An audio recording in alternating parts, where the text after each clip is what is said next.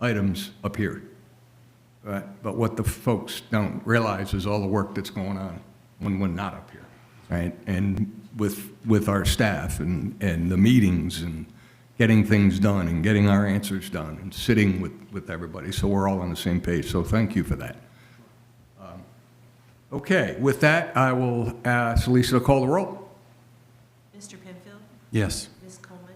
Yes. Dr. Waldman? Yes. Mayor Daniels? Yes. Thank you. Okay, item C. First reading of ordinance 25-07 to amend council salaries pursuant to Town Code Chapter 2-36 compensation and expenses, brought to us by the staff. This will create a salary structure for council members and mayor that are incentivized by completion of professional development courses. Base salaries will rise for councilmen from $7,200 to $10,000 annually, and for the mayor from $9,600 to $13,500 annually, with incentives to complete municipal election officials institute trainings. Again, brought to us by the staff. Is there a motion? Second. I'm sorry, motion. Second. So moved. Okay, 2. Got it. We agree. Got it. Having been motioned, I'm going to defer this conversation to Courtney. If you could explain to us how this came up and why this came up and why this is so important from a staff standpoint and management standpoint. Yes, sir, Mr. Mayor. As council's pretty much familiar, we have engaged with the Archers Group on a salary classification and compensation study. And part of that study, we asked them to look at council members and the mayor's salary structure as well. They did find that the medium market for council members and salary, or council members and mayor, that salary is a lot higher than what you guys are currently being compensated at. In review, I believe the last adjustments were done in 2013 when our last salary compensation study was done as well. And at that time, council had raised the salaries up to your current ones, which are $7,200 and $9,600 for the mayor. It's in discussions with the mayor and a few other council members, we have also found that the MEO training, the Municipal Elected Officials Institute, is a great professional developmental course for council members. I think that the people that have gone through those trainings have taken away a lot of information that is beneficial for having productive meetings like you guys are having tonight, knowing what questions to ask, understanding some of the uniqueness of municipal government as compared to private sector. And so what staff proposed was a salary structure for council members incentivized by going through that professional developmental training. And so there's 2 tiers of it. One is the MEO, or Municipal Elected Officials Institute, and that is 7 courses, including a 2-day full session, or 2 full-day sessions. And then, so that would bring you up to the first tier, and then the second tier would be completion of the Advanced Municipal Elected Officials Institute, which is a few more courses that you can do online, and then also some in-person courses. So it incentivizes council members to take that professional developmental course, and in order to receive a little bit more money. So I can walk you through the tiers if you'd like. Council members' base salary would be $10,000. The MEO graduate would be $12,000, and the MEO graduate and advanced graduate would be $13,500. And then the mayor's base salary would be $13,500, with the MEO graduate moving them up to $15,000, and then MEO graduate and advanced graduate moving to $16,500. And even that is still a little bit below the market medium, but as I discussed with you guys at the workshop, you got to kind of take into account some of the other comparisons that were in that data set. Some of those are strong mayors, some of those are larger councils, some of those are larger municipalities. So we believe that this salary structure fairly compensates you, just like the study had shown for the rest of staff. Oh, and lastly, for legal sufficiency, Will's reviewed this. We did send it over to the Municipal Association. You know, both attorneys there, or their attorney and our attorney have found it legally sufficient. The only thing the law says is that any salary increase that is passed cannot take effect until the next general election, not a special election, which we have in June, but our next general election in November, once those members that were elected are sworn in, which would be our December meeting. Okay, so just so I could just clear up a couple of questions. This all came about as from the Archer study that we didn't even know was being, that this body, until it was well underway, would also being studied from a compensation standpoint, until you brought it to our attention. Correct. When we asked for approval for the Archers group to run the classification compensation study, the premise was all jobs. It really wasn't spelled out that council would be included in that. When we had some of our first conversations with them, we asked them how difficult it would be to include council in that. Obviously, we wouldn't be creating job descriptions and all the other things that they're doing for us for our other positions. But they said it was real easy. It was just another box they'd add to the questionnaires that they sent out in the survey samplings. And so we got that information back, and once we saw the results, we shared that with y'all. And so it wouldn't take effect if it was approved tonight and then approved again in May. It would not take effect until December of this year, after the November general election. Correct. Okay. All right. Other questions, comments? Yeah, I'd like to add to this. For the record, this isn't about us lining our pockets. I think we all knew when we came into this that we were going to be making tens of dollars.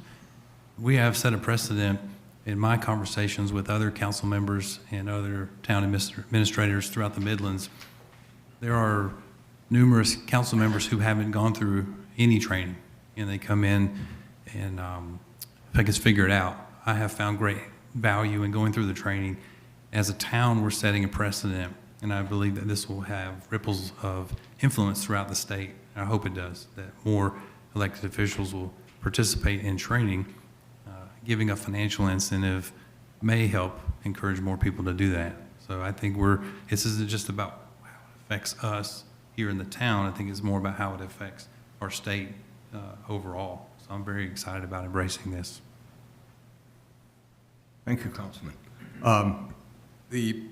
This is about, and those are good points, this is about the future of the town. Right? It's about getting people who will actually want these jobs, want to run for office, and not feel like they're slighted when it comes to the value of the time that they put in. So I think that's what it's about. It's when this body's not here. 13 years. Has anybody worked and not gotten a raise in 13 years? I don't think so. I mean, not that we were looking for it. But this is about the future, and it's somebody who should do it. And so we're going to do it because we have the information to do it. So with that, no other comments? Everybody good? Lisa, I'll call the roll. Mr. Penfield? Yes. Ms. Coleman? Yes. Dr. Walter? Yes. Mayor Daniels? Yes. Last comment about that, not to back up, but I tried a few years ago, I tried to mandate this education process on the council and got shot down with multiple shotguns because, it should be a requirement. We should be required to take these educational classes. So this is a great way to do it, and you're right, this will happen. I don't believe it's happened anywhere else, but probably other towns will pick up our leadership from this, the way we structured this thing. Thank you, Will, with your work on that, too. Yes, sir. Comment? You're welcome, Mayor. In my consultation with MASC, they were not aware of any other municipality that had an incentivized program like this to take those courses. So hopefully this will set a great precedent for other municipalities in the state for their council members to get this type of professional development. Thank you. Okay, item D. First reading of ordinance 2508 to annex two properties totaling approximately 11.92 acres into the town of Irmo, including 10057 Broad River Road, TMS R04000-01-13, and TMS R0400-01-14, and to rezone said properties from HM, which is Homestead, Richland County, to CG, General Commercial, Town of Irmo. This would annex East Lake Community Church and the adjacent lot into the town limits. This is brought from the staff, and I'll entertain a motion. So moved. Second. Okay, haven't been appropriately voted on, appropriately motioned, I'm sorry. I will turn to Doug, if you want to just bring us up to speed on this. I'm extremely familiar with this annexation. And again, folks, every time we annex, now a church is not the same, but the adjacent 7 or 8 acres is a moneymaker for us. So this is all about filling in gaps along Broad River Road and getting businesses into those spots. And I would say this is a much better zone for that vacant lot. Churches are allowed anywhere by federal law, but right now with a homestead zone, that works out to like 1 lot per 30,000 square feet. And so you can fit like 5 or 6 homes there by, county zoning. But with our zoning, it fits in very well to be a general commercial lot. It's right across the street from the lot that was just annexed in earlier tonight with Lake Murray flooring. And I think it'll be a really good fit for us, so hopefully we'll see some development over there. Thank you, Doug. Comments, questions? Just to add to that, that you can see from this slide that's up, that this is basically a donut hole that's been sitting there, not in the town, and so it just helps in terms of providing services to that strip along Broad River Road, that we have all that as contiguous in-town properties. Anything else? Lisa, will you call the roll? Mr. Penfield, Yes. Ms. Coleman, Yes. Dr. Waldman, Yes. Mayor Davis. Yes. Thank you.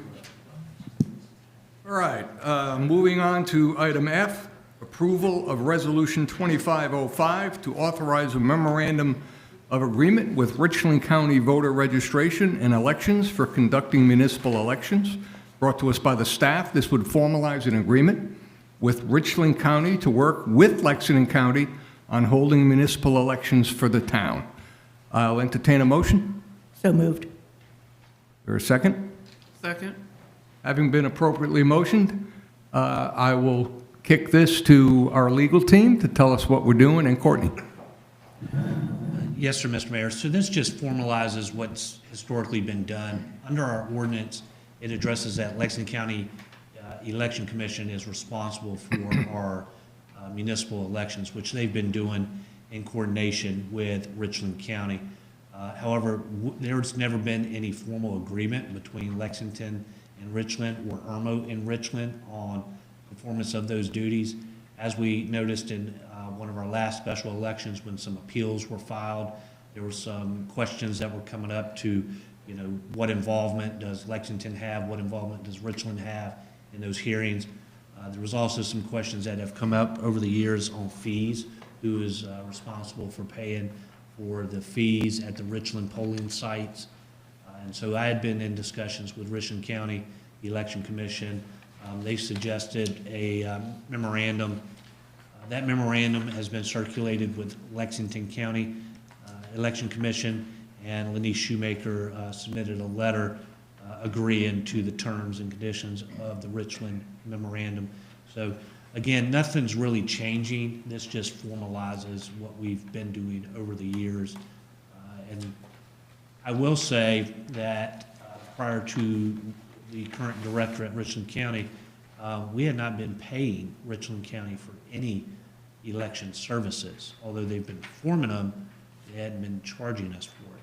And so, again, this was kind of brought to light when early voting took place. A lot more fees are being incurred by the election commission. And so they wanted to make sure they had agreements in place with all the municipalities so that we're all paying our fair share on the elections and special elections that come forward. It's also been reviewed by Will. It was reviewed by Lexington County Legal Counsel as well, being that they're the ones that are agreeing to abide by the MOU with us to perform our municipal elections. Do we have any idea what this election is going to cost us? No, it'll be expensive. I would think around 12,000,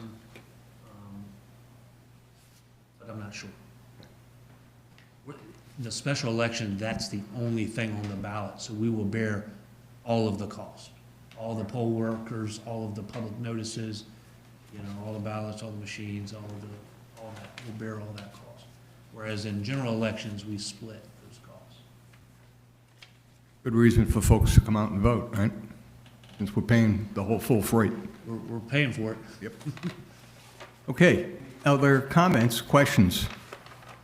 I would just like clarification, so nothing's changing other than we're clarifying the articulation of the agreement between the two counties?